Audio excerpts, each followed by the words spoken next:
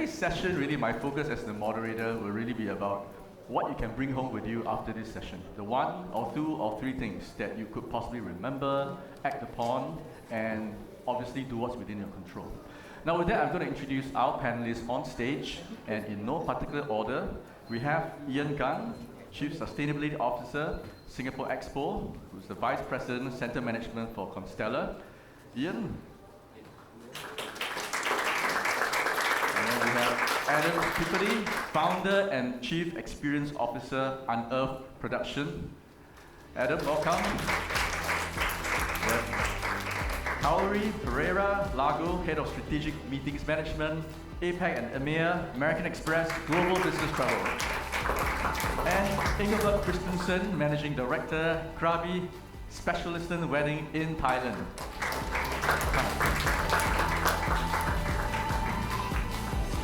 Come, please.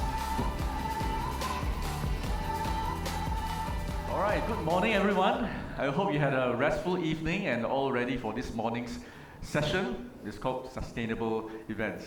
Now we're going to start off with a simple introduction, 1 minute or less each, for each of the panelists to introduce themselves, but we do it possibly in this way.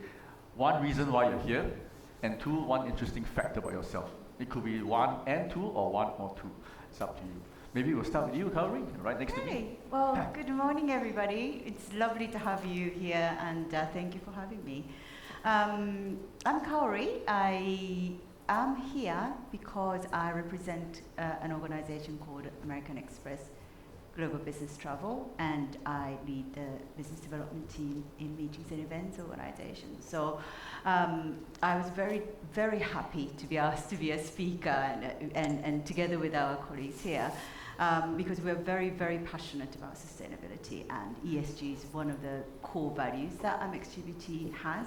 So hopefully I can share something very interesting with you. And one interesting fact about me, I look slightly similar to Singaporean, but I'm not Singaporean, and I don't speak Mandarin, so sorry, English only, please. Thank you, Kaori. Pleasure. Very good to have you here. Thank you. And then we perhaps, Ian, and a short introduction for yourself. Hi, very good morning, everyone. Thank you for coming out bright and early today to Sentosa, a beautiful island. My name is Ian. I won't go through what I do at my work, but why am I here today is, I think it's a bit of a pragmatic discussion, right? Because I think sustainability has been a buzzword that has been thrown around a lot. A lot of people are wondering, how do you start?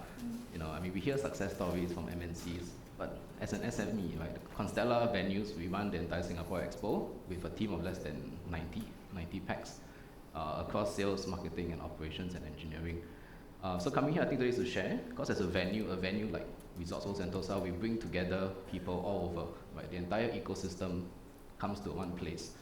And as that, I think it's important to also share our journey together with the GSTC that we are an early adopter of. And I think one interesting about myself is, actually, if you go back 10 years ago, honestly, I was your most unsustainable guy. I've never participated in, office recycling campaigns and everything. But again, it's small steps, right? Many small steps, it's a progress forward. Thank you, Ian. 10 years later could be very different again. All right, maybe we'll move on to Inge, a short introduction. Inge, I'm Inge originally from Norway, but I work and live in Krabi, Thailand. Yes, and I'm here because we've been a member of GSTC a long time. It's the first time to join the conference, which is very nice. Yes, I will speak more later. And one interesting thing is maybe I am originally very 100% Norwegian, but I do speak fluently Thai. Yes. Well, welcome to Singapore. Welcome to Asia. Thank you. And Adam. All right, so my name is Adam. I'm the founder and chief experience officer of Unearth Productions. We're the team behind the scenes today, running the production as well as the reg and the event management and all that. We've been pushing for sustainability for about 3 or 4 years now, and we're so glad when GSTC wanted to come to Singapore. We say, oh my gosh, let's work together and make this happen.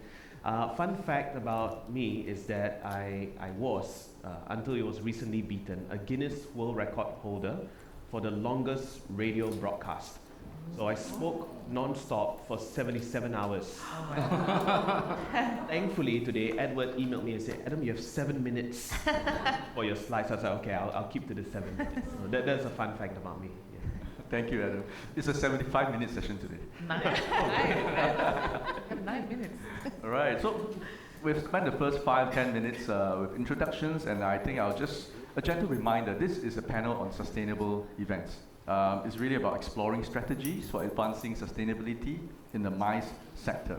And as with any topic, I thought it would be useful to have a frame or structure in terms of how we discuss. So we have all agreed, the panelists, that we will have this frame, the event's life cycle frame, essentially how, coming from a consumer or a delegate's lens, how they consume, how they come across sustainability ambition, what is good, as in what has been done, and what's not so good, what could have been done. So this event life cycle really leverages on the expertise we have on stage. And the event life cycle is really about clients, destination, venue, and suppliers. So clients will be represented by Kaori, clients with American Express, GPT. Destination will be myself, the moderator. You're here in Singapore. Destination Singapore. Venues, we have Ian representing Singapore Expo. And suppliers, we have Adam representing our event organizers, event production companies, and also Inga representing tour operators. And our panelists have prepared slides, 9 minutes each, not 75. So 9 minutes each, and we will go with the flow of the event life cycle. And so I think we will start with Kaori, if you're ready. The clicker is here. Yep. Thank you, Edward. Okay. Right. So just to set the scene, we do these things quite often, and we asked, okay, good. I'm just making sure that what I'm seeing is on the screen. We've done a lot of research, and you can see the source at the bottom of the slides. And we asked very generic questions. Do you care about sustainability, and why? And as you can see, vast majority of the people, depending on how you cut it, slice it, etc., but vast majority of the organizations and meeting planners and meeting professionals, travelers, all of them said, yes, we do care. It's very important for us. It's very important for our organizations. Very similar to, I'm sure, your employers and your organizations have overall. Interestingly, translating into corporate action. So for those who don't know SBTI, Science-Based Target Initiatives, which was founded back in 2014, so 10 years ago, with an aspiration of bringing 100 companies to commit to science-based target initiative, therefore actions.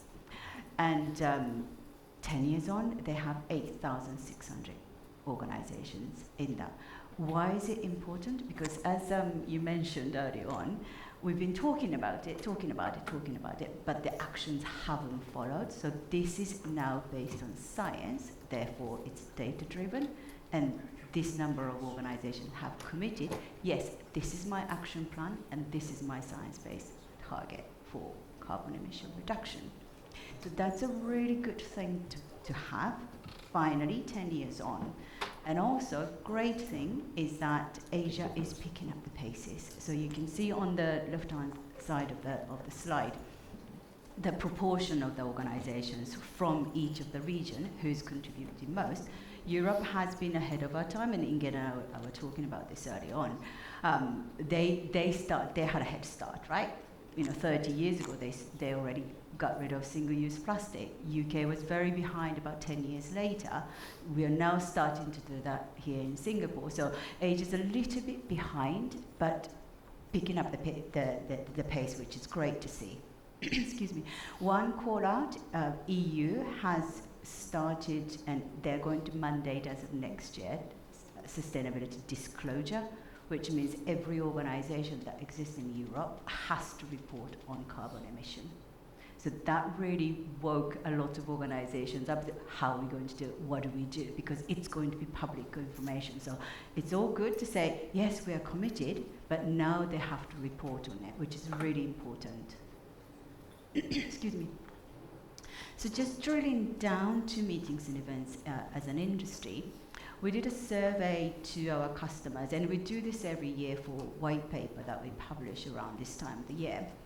We asked about their views and action plans on meetings and events and various categories of sustainability and, in a wider sense, D&I, diversity, equity and inclusion as well. And the numbers have been going up over year on year, and I think that's, again, very encouraging to see. But the devil's in the details, right? So what are they doing, and what can we actually do, to Edward's earlier point? What are the tangible things that we can all do? So first thing, it's very simple in theory, not so much in practice. Destination selection goes without saying. We need to find a destination that is very much focused on sustainability, and Singapore being one of the top destinations that all of our customers come to. Why? Because it's very easy to get to, very well connected, has the right direction and the vision moving forward. So destination selection, very, very important.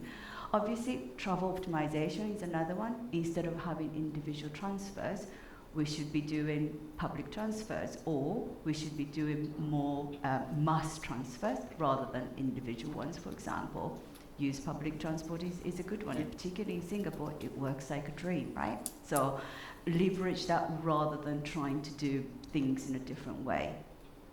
Again, sustainable venues, very, very important. I was at 2 other events earlier this week, and we work very, very closely with the venues to make sure there's no single-use plastic inside, no giveaway stationaries, things that people are not going to use anymore. So no, let's not do that. And we also ask venues to be very mindful of food waste, because interestingly, this was a shocking fact for me. If you look at the yellow banner on the slide, food waste represent 8 to 10% of global greenhouse gas emission, as opposed to aviation, so flights, being 3%.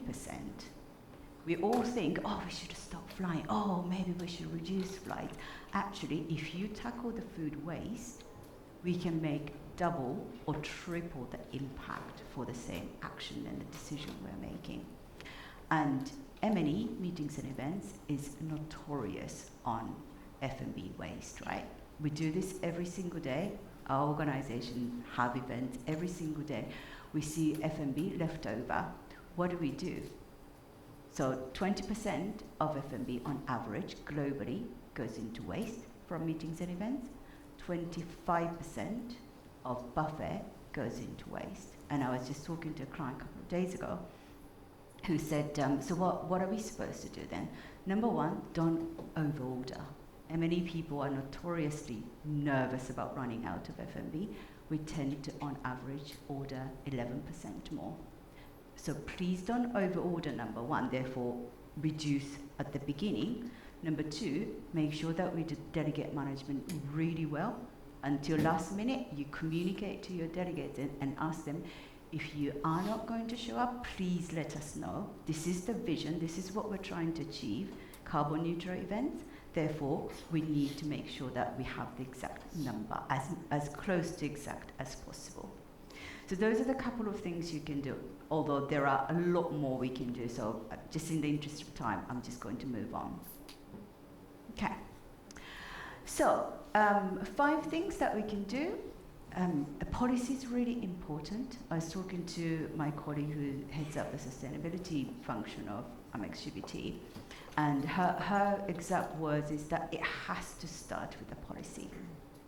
No matter how much we try on the ground, it has to come from the top. So please talk to your sustainability officers if you have one in your organization. If you don't, talk to us, talk to any one of us. We can advise you how you can start that journey, but there has to be a policy-driven activities.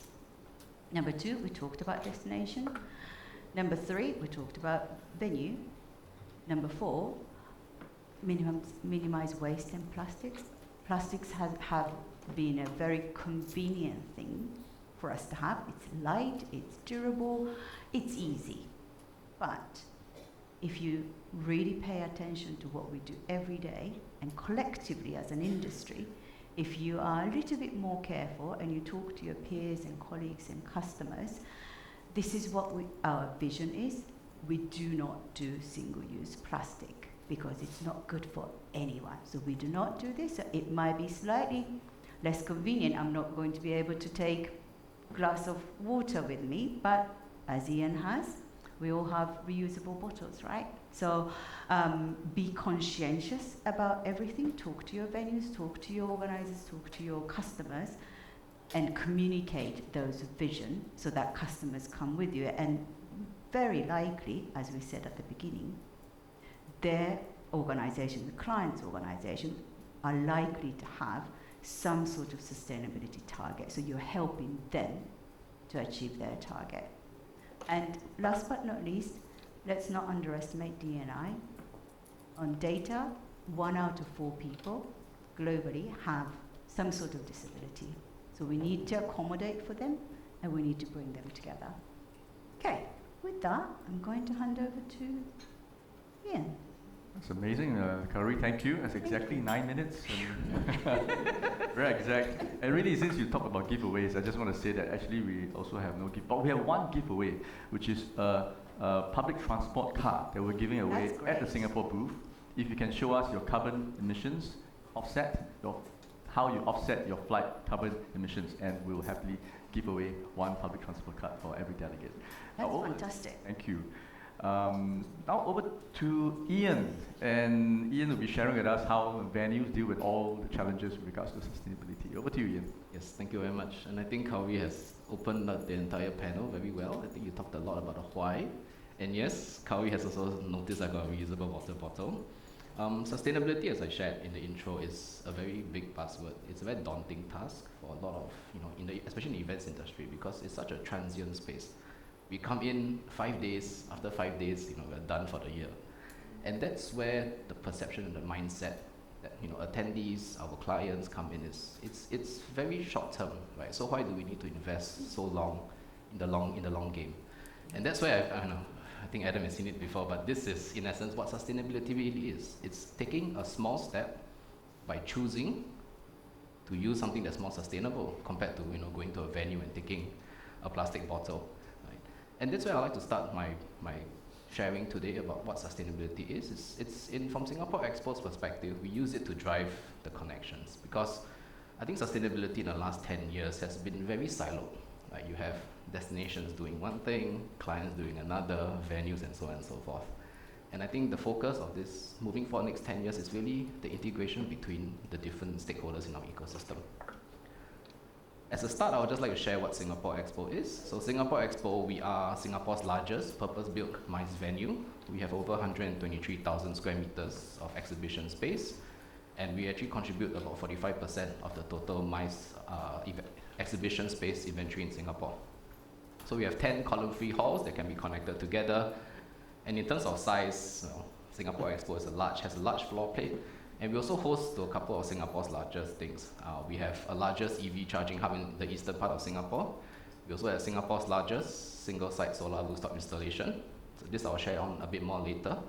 But we also integrate the community into our operations. We also host the concert arena, where we are hosting concerts right now at Singapore Expo, as well as a community sports hall with the largest badminton hall in Singapore as well. So in terms of size, given the fact that Singapore Expo, we sit on a very large plot of land in Singapore, and land is very scarce in Singapore. So the first thing that we looked at, right, as a company, as a venue, is we focused on the things that made sense for a venue to take control of. Because it's important that when we talk about sustainability, it's important to talk about things that you have operational control over. Right? No point talking about, for a venue's point of view, about how travelers are coming to the venue, because it's not within my direct control.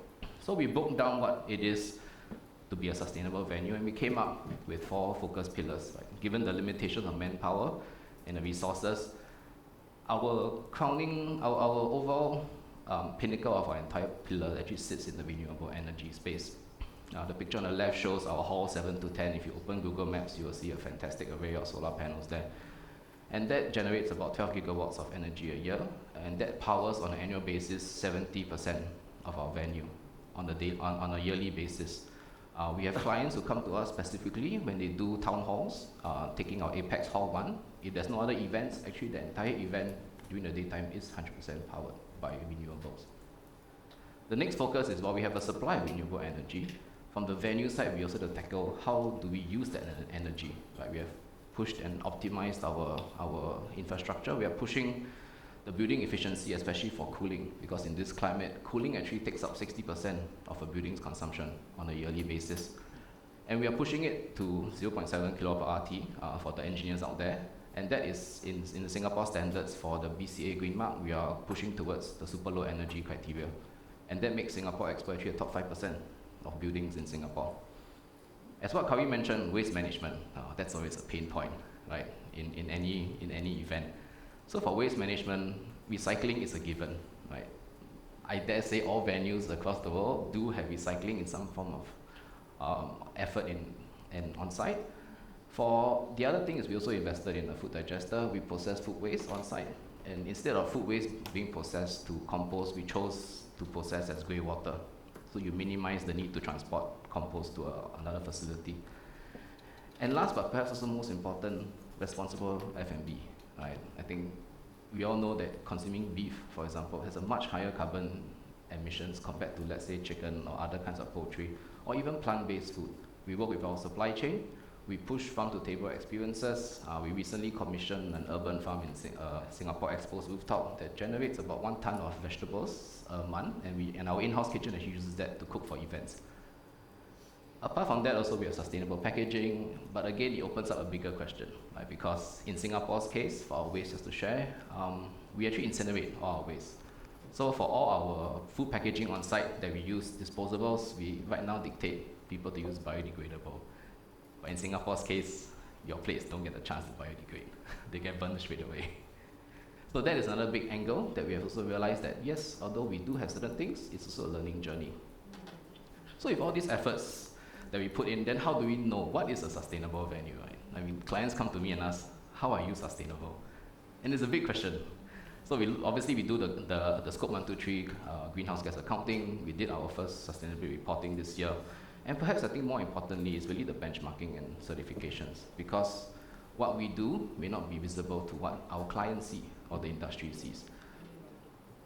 So in a recent study that we did, the benchmarking study we did, Singapore Expo's carbon emission intensity actually came in 45% lower than your industry average. And this is even before taking into account my solar panels that was commissioned at the start of the year.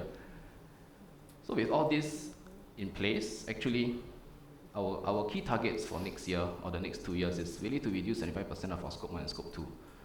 And I think we're on track. We're looking to expand a bit of solar and our facility, and we're on track to hit almost 80%, hopefully, by end of 2026. Again, we're looking at energy use intensity improvements as well as water use intensity improvements. And now I think it's most important to link back to why we're all here today, right? To GSTC. Singapore Expo is a GSTC MICE early adopter. And under the MICE criteria, there are 4 key pillars. We talk about sustainable management, we talk about environmental benefits, social, and cultural. I will not go into detail of what really each of the criteria has and the different pillars and what we are doing. But I think perhaps more importantly is to focus on this as a baseline for us to learn. So when we reviewed the four different pillars that they had in the GSTC MICE criteria, we realized that I think in Singapore's case, we are fantastic with systems. Right? We're fantastic with systems, we're very good in acing exams. But what we lack is really the hardware.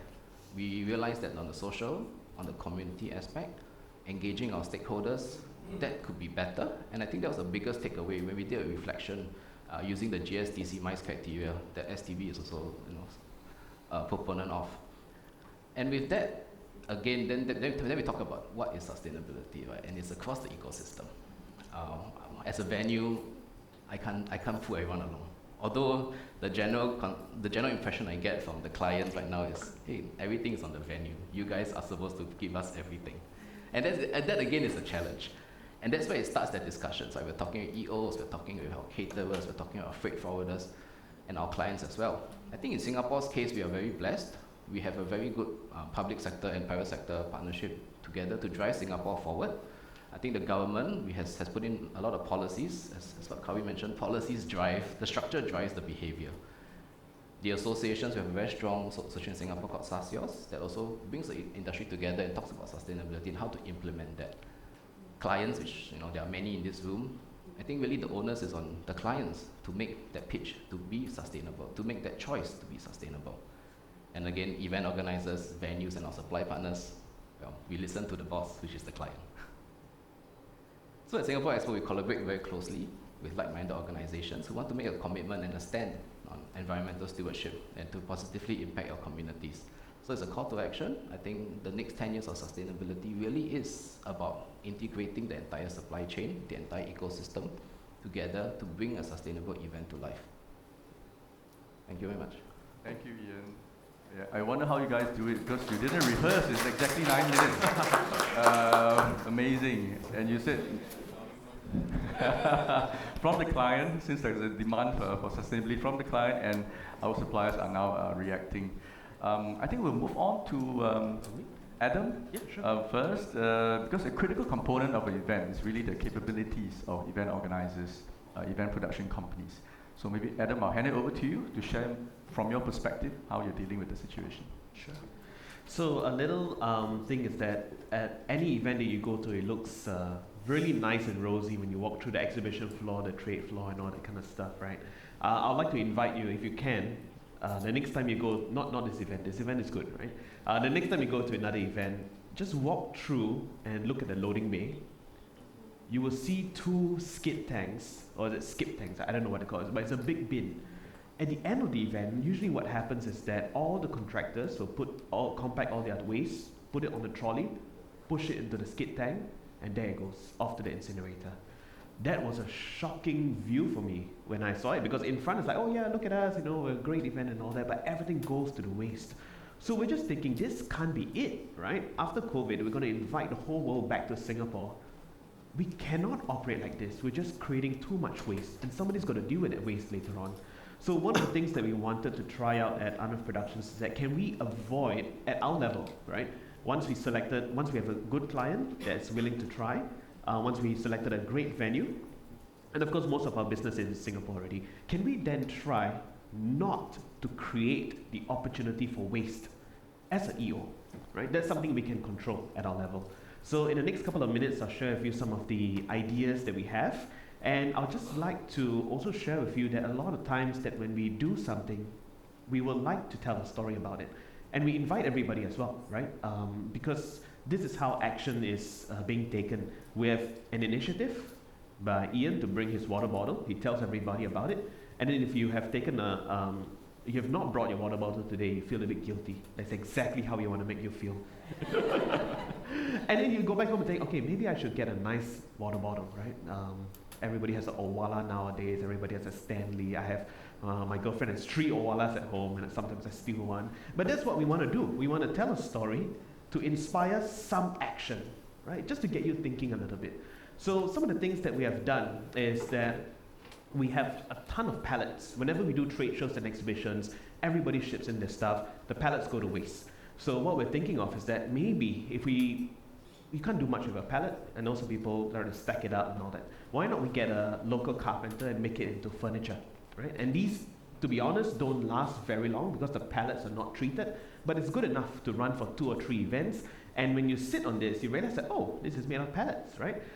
We had one customer that said, oh, but it's a bit uncomfy for my butt, right? And we said, okay, fine, we'll make a cushion. So we reuse the cushion, we use the pallets for 3 or 4 times until it gets a little bit, a little bit softer and all that, and then we recycle it. So this was just one quick idea that we had to use pallets. Again, this may not entirely move the needle, but the fact that because this waste has already been created, it's now in our responsibility, can we do something about it? And then we had one of our clients, which is Clarke Quay, that, oh, by the way, if you're here for the first time, check out Clarke Quay. It's a great place to be, especially tonight, Friday night. Yeah, it's a fantastic place to be. And there's no conference tomorrow, right? So you guys can go all out.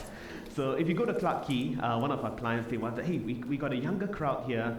We don't just want to sit on pallets because that looks a little bit sterile. Can you make it more fun? So what we did was we went to buy LED lights which we could reuse, put some cushions, paint the pallets, and it can look nice, right? So first level is the picture you see on your left. That's something that we can do pretty straight away. And then when you up the game, it can actually be an experiential zone, all made of recyclable materials from oil barrels to pallets and all that.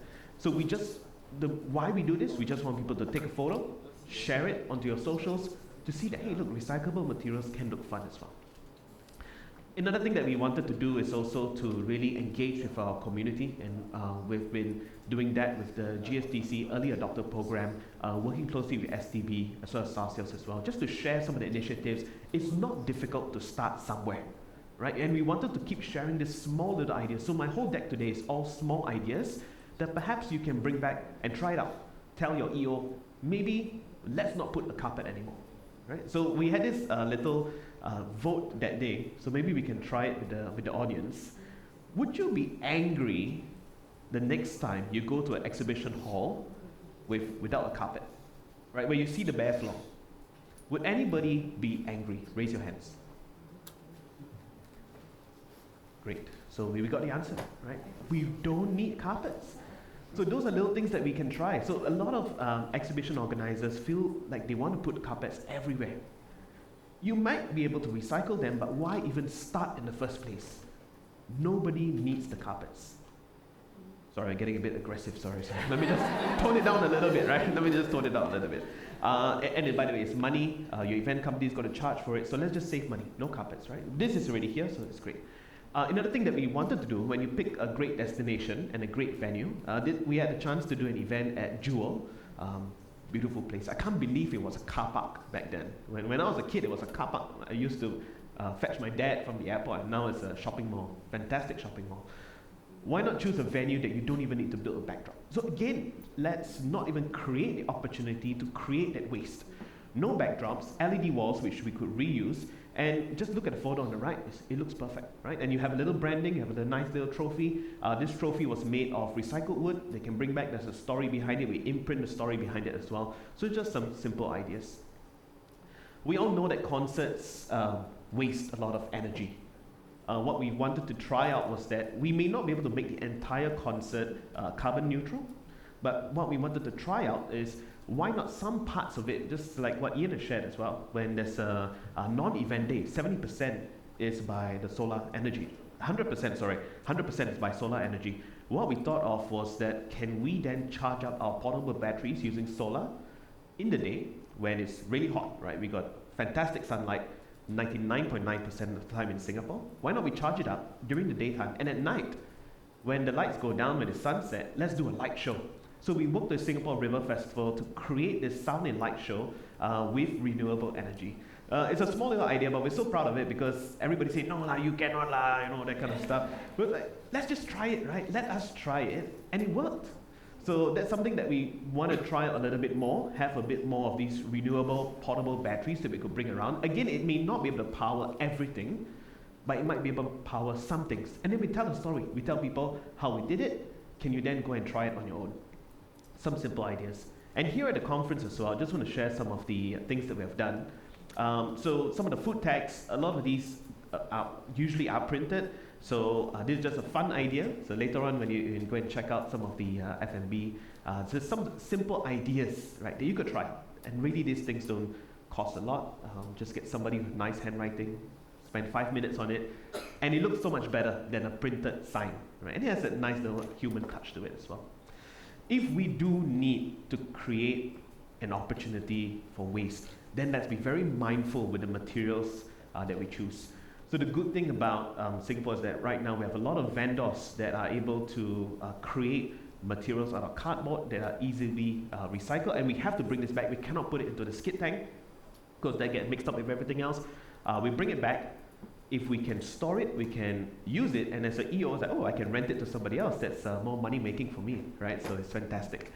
Including the badges as well. So these things, if you have a badge with you, please put it into the recyclable bin later on. The lanyards, we'll give them to a local vendor that will make it into a nice little crochet that they could sell at the next flea market as well. So these are all cool materials. Fun fact is that here's a little trick that we use, is that we never print the year on anything, so we can reuse it, right? So that's something that we wanted to let you guys know as well.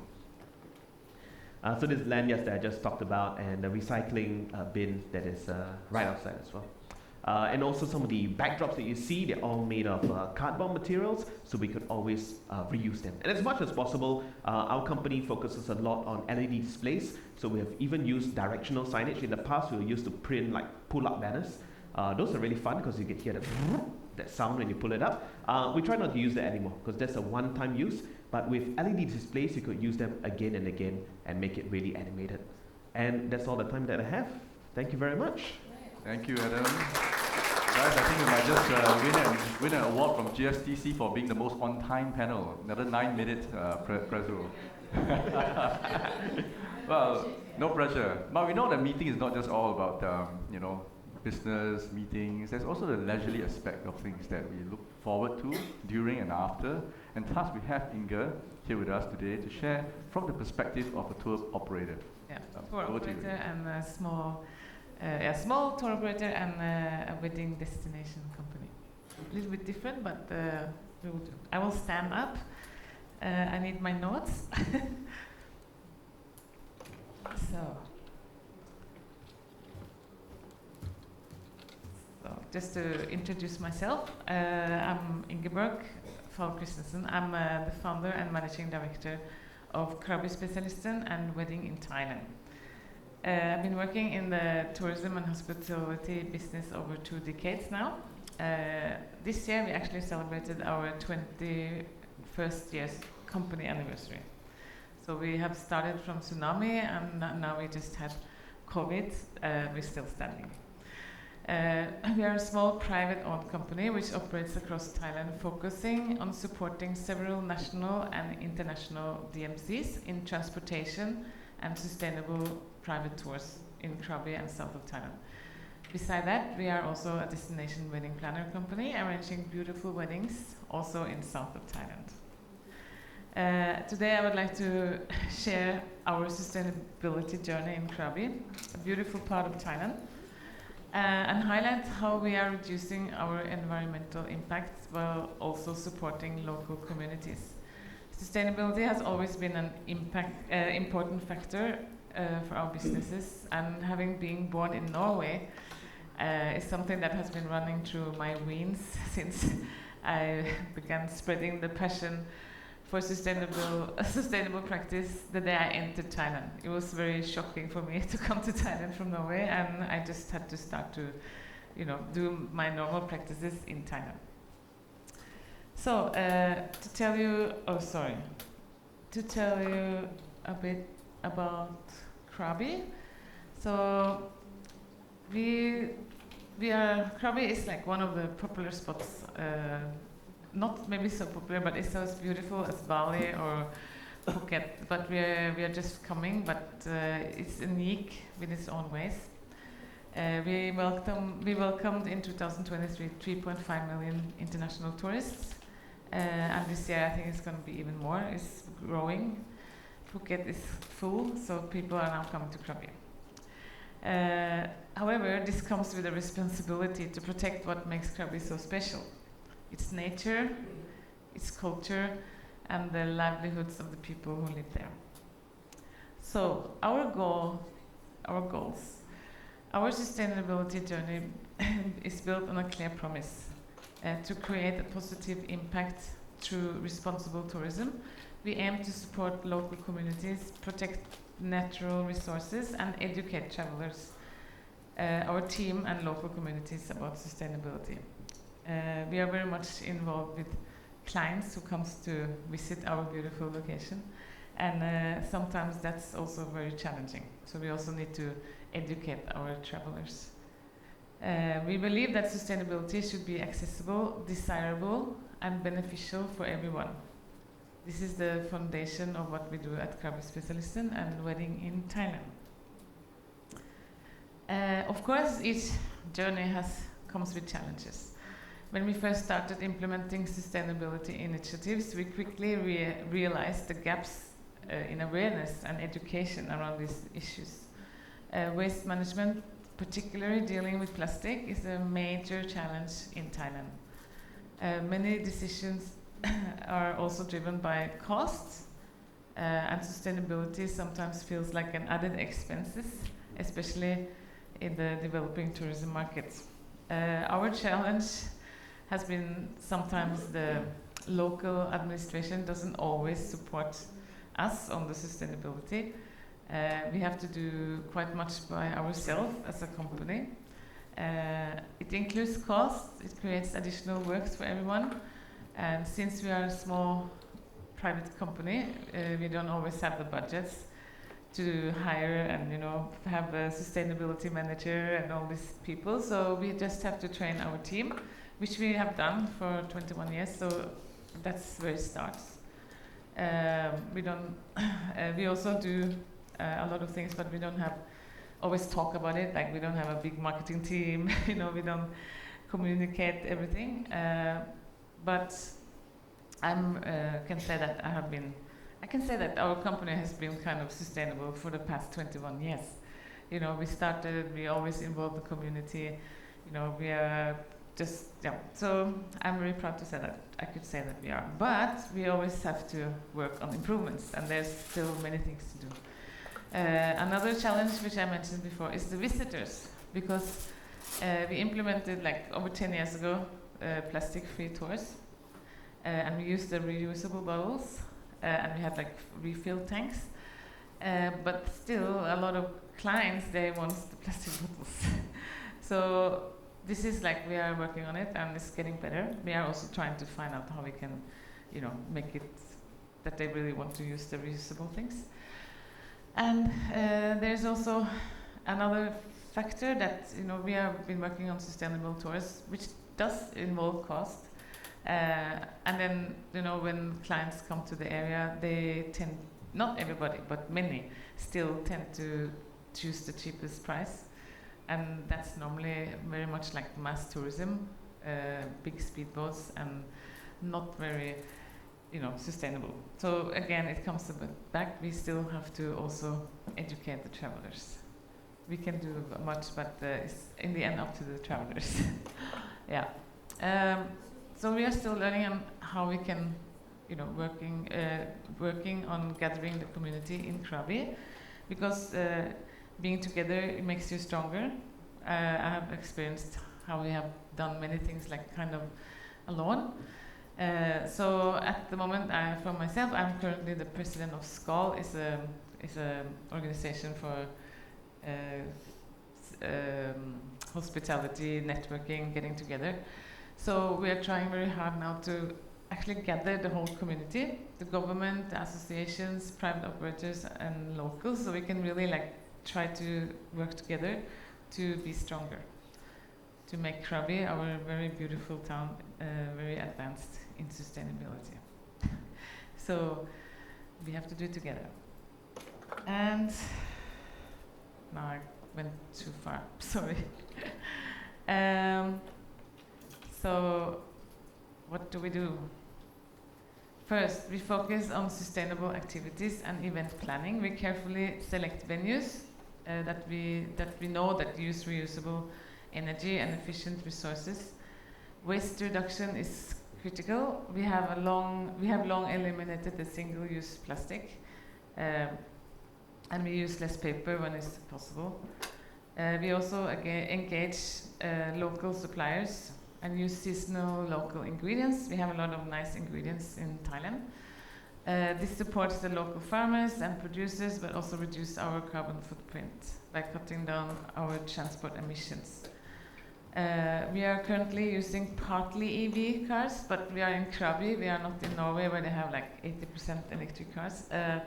So we want to change our fleet to more EV, but at the moment we don't have the supply, and the logistic and infrastructure is not there.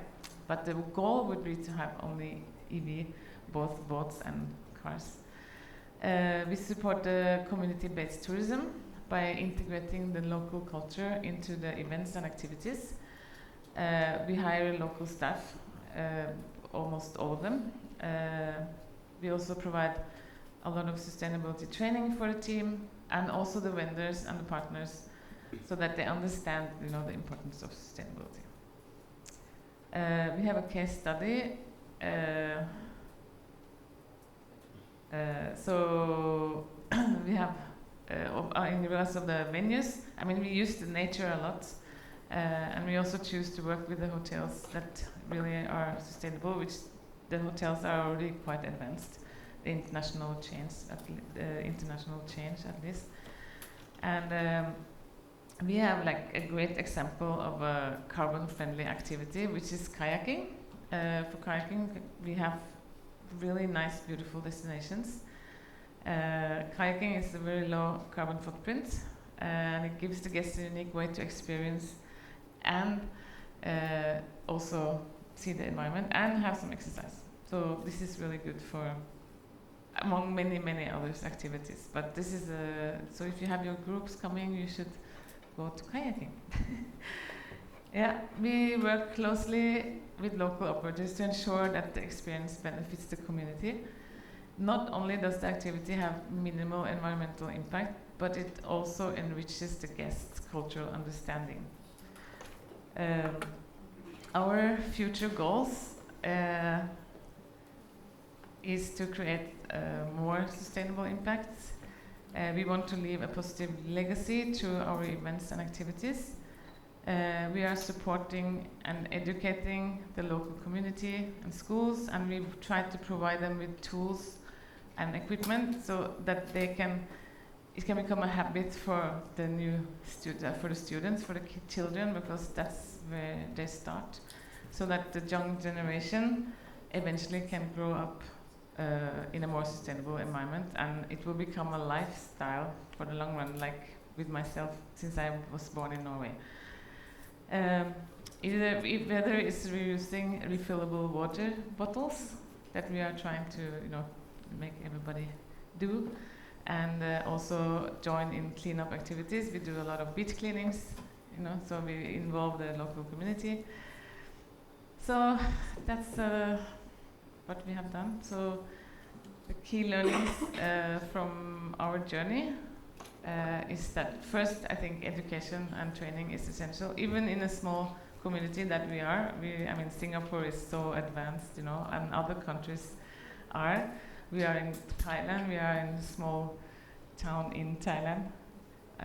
So first, we should train our team, and then the local partners and suppliers. So if our team is on board, then it's much easier to pass the knowledge to our partners and also the customers. And secondly, we select and offer environmental conscious activities like kayak, less carbon emissions, and also a great experience for the guest. And I'm a little bit nervous, I'm sorry. Third, partnership is invaluable. You're not alone on this journey, and it's important to find like-minded partners who share the vision. And active networking is crucial for building this partnership. Honestly, stepping here up today, out of my comfort zone to speak today is one part of that, but I believe it's very important for the business and the environment. And community focus is the heart of sustainable tourism. Working with local vendors and hiring local staff not only creates economical benefits, but also brings in knowledge of the area that makes our offerings more authentic and meaningful. Yeah, so that was, maybe I spoke too fast. Thank you for allowing me to share our journey, and I hope that some of what I have shared today, as a small operator, inspires you to take the steps towards sustainability in your own events and operations. We have to start in the small, step by step. It's a process and it's a journey, and we're all in it together. Sustainability doesn't have to be perfect, but it's just doing the step by step, and we try to do that. And Krabi, I will say that Krabi has a lot. There's many souls that are very strong and passionate about sustainability. So I believe that Krabi can be a really nice area and famous for our sustainability journey. And yeah, I wish you should come and have a look. It's already nature and sustainable by its nature, but we have to take care of it because it's a lot of people that want to come, and that creates a lot of negative effect on us too. Do I have 4 minutes left? No. Oh, thanks very much, Inga. Thank you. Thank you. And now, incentivized to bring your family to Krabi soon enough. We have the remaining 25 minutes for dialogue. We could do it a few ways. You could ask questions directly from the floor. We have Slido here, a couple of questions here. We've got questions on the list as well. Is there anyone who would like to raise any questions from the floor? If not, I will answer your questions on Slido. And maybe I'll start with the first, maybe I'll start with the second one. How do event organizers typically handle food that's not consumed by guests? Is there a plan to redistribute or reuse it in a responsible manner? You know, actually I was thinking maybe I should eat 11% more so that we all like reduce food waste. I think maybe since event organizers, maybe Adam, would you be the good place to deal with this question? Sure. Maybe we can take it in two parts. The first one is on the EO perspective, and maybe we can get the venue to also share what happens. So what we try to do now is that besides you registering for the event, we normally ask you, would you like to consume lunch at the event? It's almost like if you book a flight and if you want to opt out from the meal, you just tell them, I don't want a meal, right? That's something that we do because we always assume everybody's going to eat. But that's not true because, you know, if there's a shopping mall nearby at some of the convention centers, some of the venues, people want to have their own lunch, have their own coffee and all that. So we just ask them, would you be consuming lunch? They say, no, we don't cater for them at all, right? And we try as much as possible, work with the clients and tell them that we're not going to order extra, but this is just it. So that's what we try to do to even reduce the waste. Now, what happens to the food after that? Maybe Ian can share a little bit more, because honestly, I don't know, right? If I see a spare croissant, I'll just take it. I don't know what happens to the rest. Yeah. So thanks Adam for starting the answer to this question. I think from the venue side, right, it's an interesting process of where does the leftover food from a buffet line, where does it go? Previously, I think for larger events, it's easier to tackle.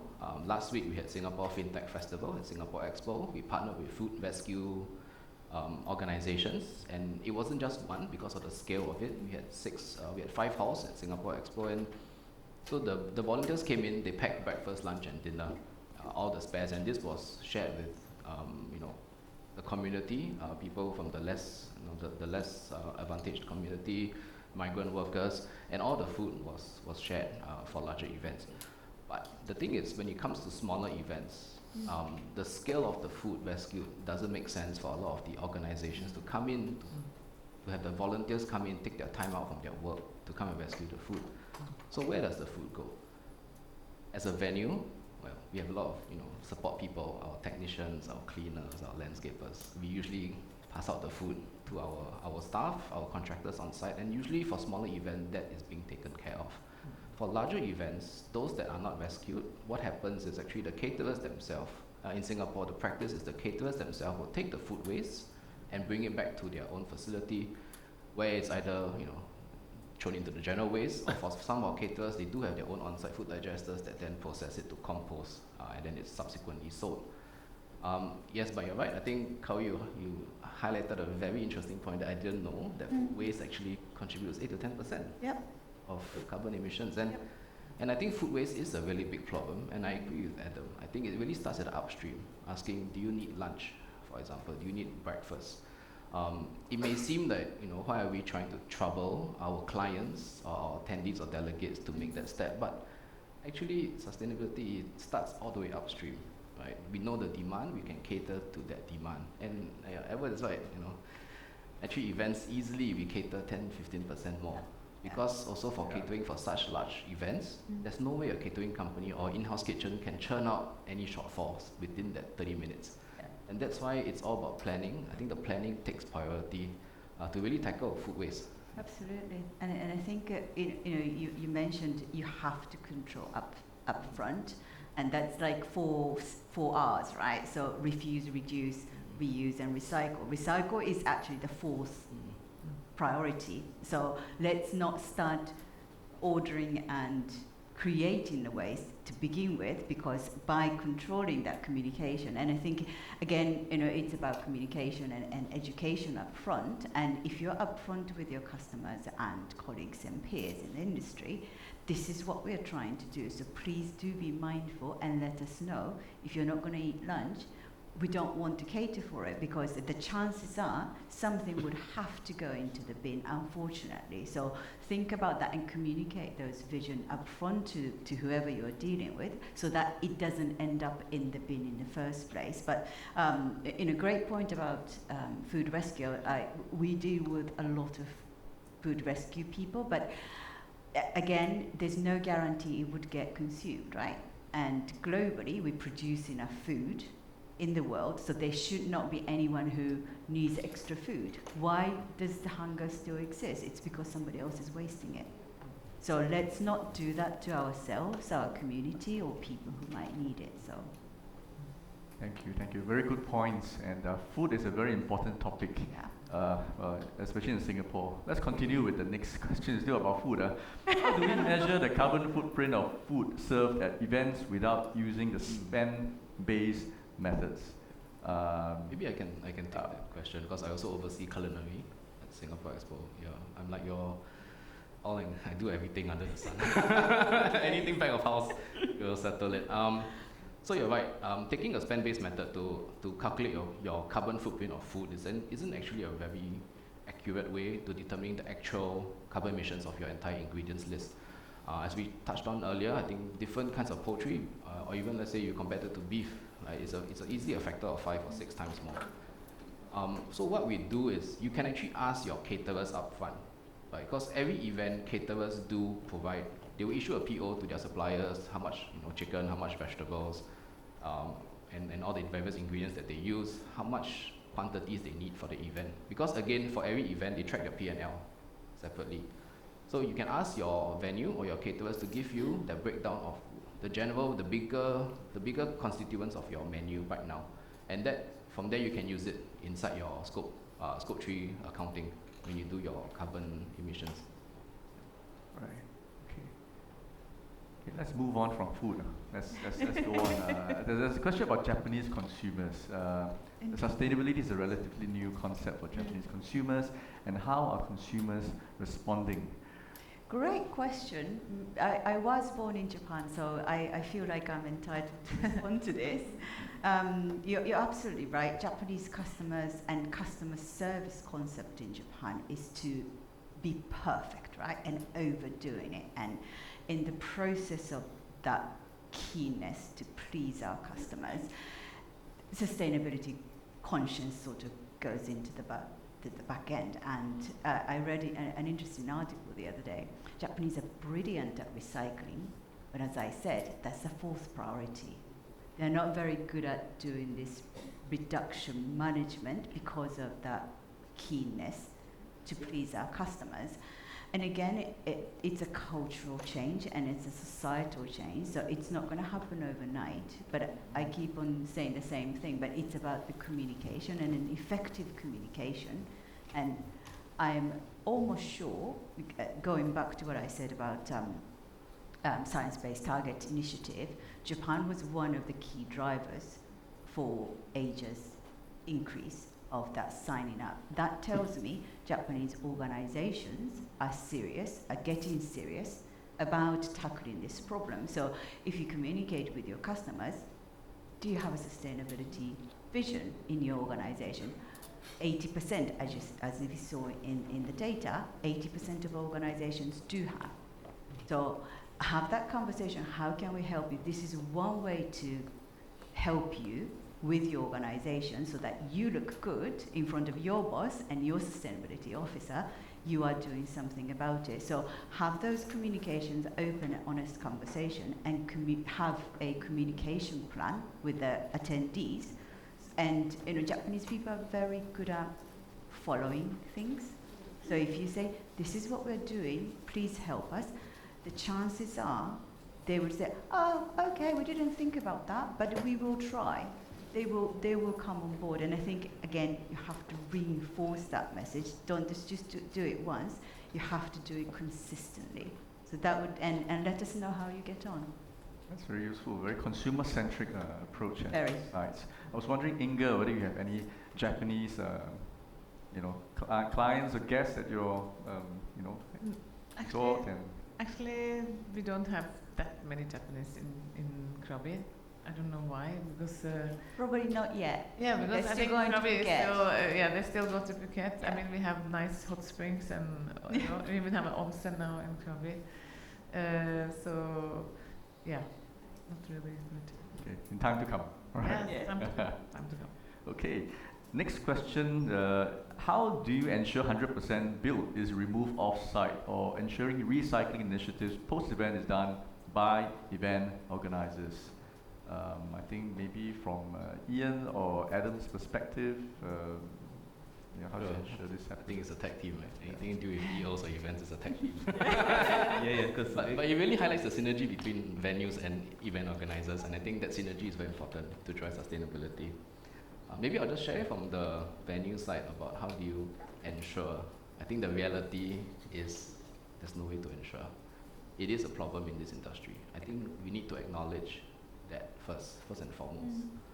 As a venue, what we see from teardown days is anything that is valuable will be taken away, right? So as part of your stands, if you have metal, you have even wood, people will take it away, and usually what is left behind is actually waste, right? So your signages, your brochures, and all these.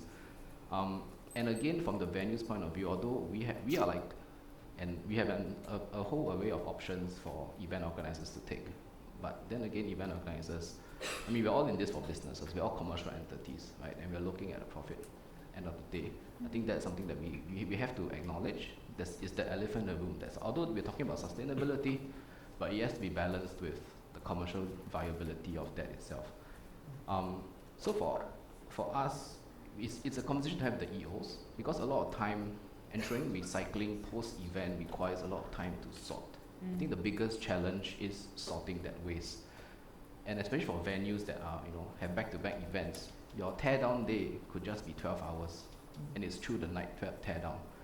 Within that 12 hours, you will see a hall that's completely built up, revert back to its original day zero, which is totally empty.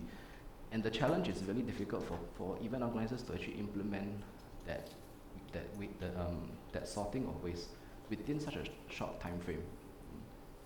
Yeah, I guess probably what we can, here in Singapore, we're very policy abiding, which is great. So at any exhibition or event you go to, if you want to set up a booth, first you've got to pay a deposit. You want electricity, you've got to pay $50 for the electricity. You want a dustbin, you charge $10 and all that.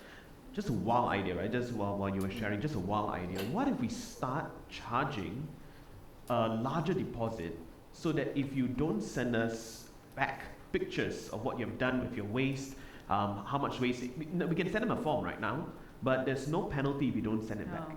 There's some venues that have already started this, say, oh, tell me more about your waste. You don't send it back, nothing happens, right? But because we're so policy abiding, can we now charge maybe $1,000 deposit? I'll give you back the entire deposit if you complete this form. You send us pictures. We won't follow them all the way to the store. It's a bit too much work, right? But at least we have a little bit more oversight on the supply chain control, and then we give them back that money. Maybe also we can work the venues, if the venues could come, just wild ideas again, never rehearse this. And tell me what you guys think. What if we can work with the venues and you say that, hey, let's not build stands anymore, why don't you rent me your stands? That is already in the venue, you wheel it out, and if I rent your stand, you give it to me at half price. I don't have to come and build a stand, I don't have to get a local vendor. So that could also work, because people either want to save time, save money, or follow the rules. So I'm just thinking of like financial incentives. That, oh crap, I didn't recycle my waste, I'm going to lose my deposit. Just like how you don't consume any drinks at your minibar because you're going to have to pay for it when you check out. Maybe we can try that and see what happens. Yeah, it's always about finding that client who is willing to try. Honestly, and I think the onus is, I won't say that I'm pushing the problem upstream, but I think from the supply chain side of the house, actually I think there are many ideas that we're willing to try. But the clients always ask me, then what will really drive the next step forward? And I always say it's legislation, it's the law. Right? I mean, you think about it, like EU, now you're doing disclosures. A lot of European companies are forced to do that. We talk about EU's claim directive that's maybe will come out soon. Again, and that's about certifications and third-party certifications. I think that is potentially another alternative to start to drive certain sustainability. And I think in Singapore's case, although there is no law to say that you must recycle a certain percentage, but I think it's a discussion to be had. And interestingly, just on recycling globally, I think in the end, okay, we all put things into recycling bin, right? And I think something like single digit is that in Singapore. Out of that globally, something like 1% actually does get recycled, because we know we ship it to somewhere else. Western countries do this, right? They collect it, they sort, clean, sort everything, put it into the right bin, but it gets shipped somewhere else, and it actually does not get recycled. So recycling is great, better than nothing, obviously, but recycling should be the last resort. I think, Adam, you mentioned that we do need to control it up front. On a small scale, in terms of wedding, I mean, we don't have big weddings like hundreds of people, but small weddings. And we just had a wedding 3 weeks ago, and the couple were like buying a lot of stuff on internet. A lot of plastic, like a lot of gadgets for the wedding. And I was thinking, like, I was just, wow, we have to like be more responsible, and we have to offer local things for the clients so that they don't do this, because that's a lot of waste for us too, because they just left it with us on a small scale. I mean, I think we have to be responsible and inform them that they cannot do. I think what Inga highlighted is it's really the individuals that really drive. I mean, you look at the question itself. Event organizers, it's a very big word, right? Imagine if you talk to a multinational event organizer, it's thousands of people inside. But let's break it down. End of the day, the choices that each of us make in this room or in the industry is what really drives it forward. Okay. Well, in the interest of time, we've got more questions than we have time, so I'll move on to the next one. Could you comment on the significance of ESG as a topic in the MICE ecosystem? Nobody mentioned it. What is the challenge for SMEs? But perhaps I could start as Destination Singapore and as an employee of the Singapore Tourism Board. I think when we first started on this sustainability journey, there's a lot of moral suasion, and it went on for years. And I think it comes to a point where moral suasion has limits. For example, I think, Kauri, you mentioned that 47% are on board, a quarter in Asia are on board. I think it comes to a point where there's diminishing returns via the moral suasion method. So for us in Singapore, we have started, we have this MICE Sustainability Framework certification, which is now GSTC accredited. And actually, on our Visit Singapore Business Events website, we have just newly created this option called Green Suppliers. So it was a very short list when we first created it. It's getting longer because there's a FOMO effect, right? You fear of missing out. If your clients click this, you're not on there, you better be on there somehow. So the business case for it is something we're going after. Moral suasion, business case, hopefully that kind of solve 50 to 80% of the issues. I'm not sure if our panelists have more to add on this question. ESG. I think the peer pressure is a beautiful thing when it comes to something like this, because to your point, I think largest organizations around the world are sort of paying attention to their competitors. What is everybody doing? And particularly people like professional services organizations have been saying, oh, we're better than the other competitors. Oh, we're doing this, we're doing that. So I think that kind of peer pressure is a good one to have as well. Right.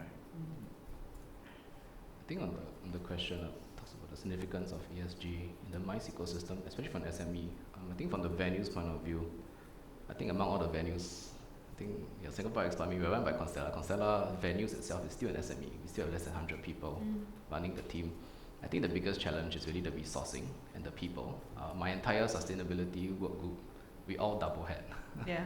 It's my CCA. And the thing it's about having that discussion honestly with the teams about are you willing to actually consider and or to do a bit more than your day-to-day work about sustainability. When we started our journey, 2 years ago, the previous management actually went out and actually asked across the entire company, how many of you feel that you all believe in this? And we did it at a town hall. And that's where the work group happened, right? So we had people from sales, marketing, even our culinary, and they started to come in. And it's because I think it's the first step. It's that initiative that you want to do something, even if it's big or small. So that's the resourcing part. The significance in the ecosystem, and I think that links to the second question that's below, which is the clients that request for sustainable options. I think for us it's a default. There is no RFP that comes in that doesn't mention sustainability. Again, the degree of how sustainable, that's for another discussion. But I think the demand that we see clients asking for sustainability across the ecosystem is very important. Right? We have clients asking from our caterers, from our stand builders, from our freight forwarders. And I think as an ecosystem, this topic is already on the cards. I think in Singapore's case, the target for all these ESG is maybe focusing on the venue, on the event organizers, but we start to see it trickling down to our supply chain as well. All right, we've got 4 more minutes. Maybe you can have just 2 more questions. I'll deal with this one. There's a gentleman raising hand. Hello. Priority given to you, sir. Can you hear me? Yes. Yes. I'm from Indonesia, not that I look very Indonesian, but I've been there for 40 years. Just want to make the point that in Indonesia, hello? Yeah. In Indonesia, we've got 280 million people. So quite a lot of what you're talking about in microscopic, highly efficient Singapore doesn't quite work as well in our environment. So we got to be a little bit careful about giving examples. The things that you're talking about are so good, but we can't do them yet. Singapore is the same size as South Jakarta. Actually, South Jakarta is probably bigger. But we've got other things which happen there which are quite good examples. For example, we have a lot of poor people. So food waste goes to the poor, with the collection systems through companies like organizations like Scholars of Sustenance. Very good. They take all of the banqueting waste and give it to poor organizations. You don't have that as an option in Singapore. The other thing which we have in Indonesia is mothers and fathers who organize weddings, who will not have a sustainable wedding because that's a loss of face. Right? Only when the kids organize the wedding do you have a sustainable wedding. But when the parents organize it, we want flowers everywhere. We want everything built to our standards. So we've got a big mindset we have to overcome, and many of the things that we're doing because it's so traditional and so much bigger, and lots of money to waste at the top end and none to waste at the bottom end. So I just wanted to put in perspective what you're talking about in Singapore doesn't work everywhere. Thailand is obviously different, Malaysia different, Philippines different, so we got very different things looking at the events there. And often we have sometimes 1 million people going to one event, which creates a slightly different waste management scenario. Just wanted to make that point, that we love being in Singapore, fabulous examples, wish I could do them, can't yet. Thank you. Thank you. That's very useful for us to know, actually, to look at the larger picture. In fact, we are fully aware that of the many problems we have, there's no one solution for them all. Actually, for us, the first step we do is to focus on what's within our control in tiny Singapore, and hopefully there's some best practices. Definitely not, we can't use it wholesale. And I think we have one more. Yes, Inga. No, I just wanted to say thank you because I feel like I'm a little bit in the same situation, because Thailand is totally different than Singapore, and especially like for my specific company, we are in a small town. So yeah, it's but I feel, as I said before, we have been very sustainable by natural. It's just now everybody's talking about it, but we already, like, I think Krabi as a town and also us. Yeah. But different scales.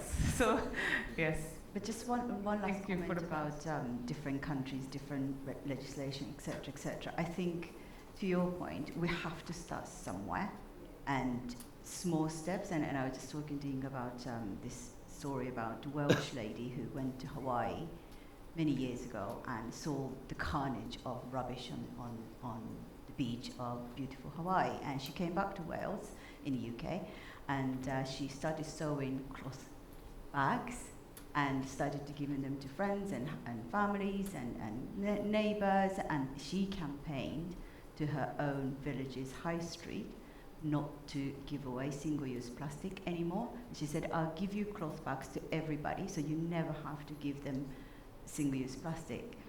That became a UK legislation. Very late. It took many, many years to do that, but it takes one single person's will to start changing that. So I wish you best of luck, and if there's anything we can do to campaign, social media is a great thing. We can share all sorts of things, and we can campaign for that, so we can make a change.